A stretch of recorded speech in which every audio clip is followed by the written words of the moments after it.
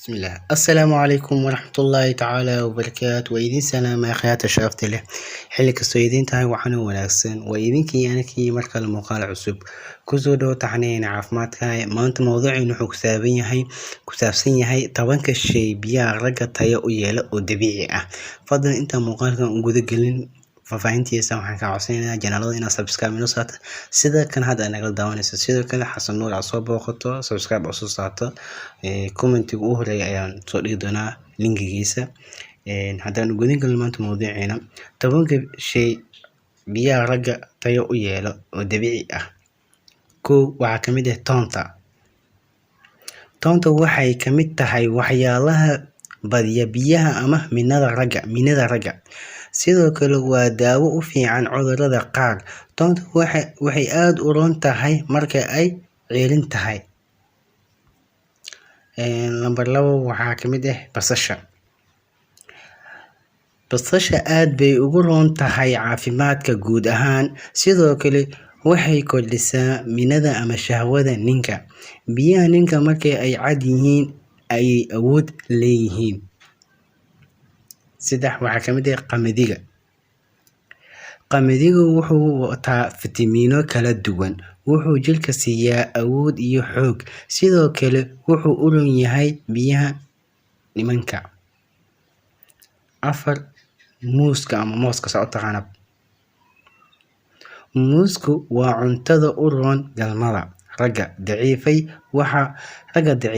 waa inay cunaan muuska maxaa yeelay muusku wuxuu u roon yahay ragnimada kacsi ayuu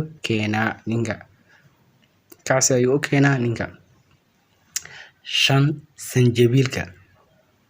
sanjabiishu waxay leedahay dareen kacsi ah sidoo kale biyaha ayay badisaa gaar ahaan dareenka dumarka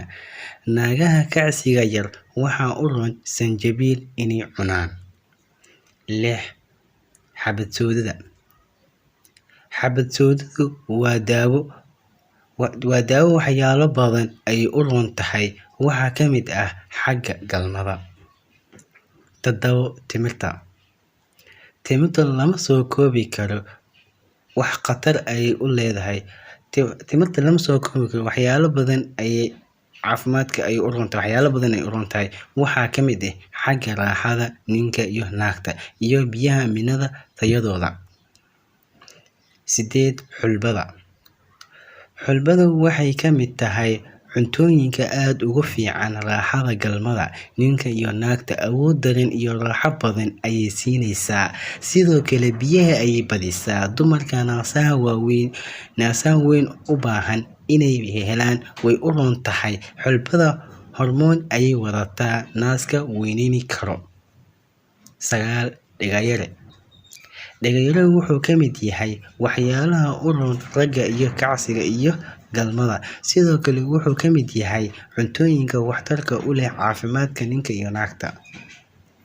10 qodobka u dambeeya joosku waa cunto